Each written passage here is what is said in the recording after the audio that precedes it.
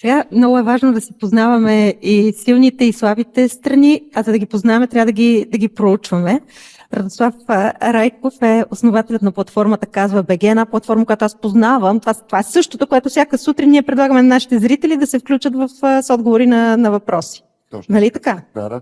И сега, знаете, че аз имам своята съпротива към това как може да бъде използван този инструмент за обработка на общественото мнение, когато е поставен в такъв контекст, но откривам, че той има своето приложение в образователните институции, където е абсолютно безспорно. Можем да опознаем средата, силните, слабите места на един университет, на едно училище. Познаваме ли ги и какъв е пътя да ги опознаем по-добре?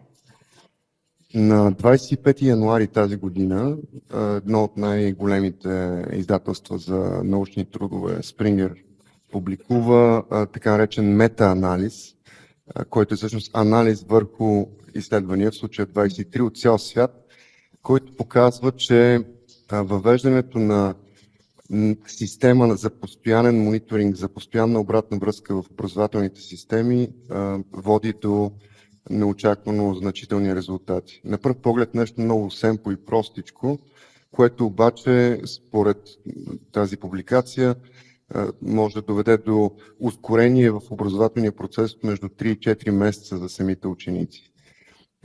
И министър Вълчев спомена в началото на изказването си за неяснотата по отношение на бъдещето на образованието, в която се намираме сега. Всичко се ускорява, има нужда, мисля, че доктор Ангел спомена бързина, бързите печелят, трябва да бъдем гъвкави, адаптивни. Всичко това е безспорно. Ние имаме удоволствието да можем да коментираме един подход, един инструмент, който вече научно доказано води до точно тази бързина, гъвкавост и адаптивност. Защото каквито и различни политики, програми, нови предмети да се въвеждат, много е важно да се знае кое от всички тях се възприема по какъв начин от родители, ученици и самите учители. Според данни на Талис изследването пък 71% от учителите казват, че когато получават обратна връзка от родители и ученици, могат да стават по-добри учители, като знаят какво да подобрят. Дали, например, да дадат повече конкретни примери практични или да променят нещо в начина си на преподаване. Всичко това, през всички тези числа има за нас в нашата компания и сред нашите партньори едно зранце, което е много важно и ценно, а именно, че на фона на ускоряващата се автоматизация, изкуствен интелект и всичко свързано с това,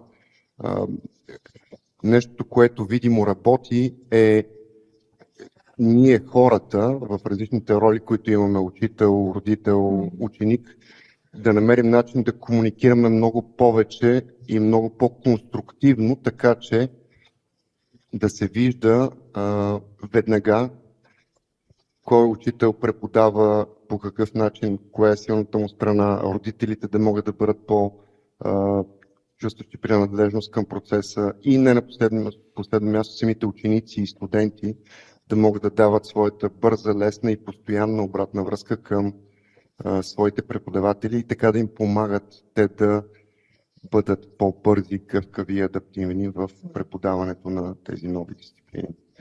С удоволствие след това ще споделя и конкретни проекти, които сме започнали с както Висшето училище по телекомуникации и пощи, така и Министерството на образованието, как можем да помогнем това да се случи.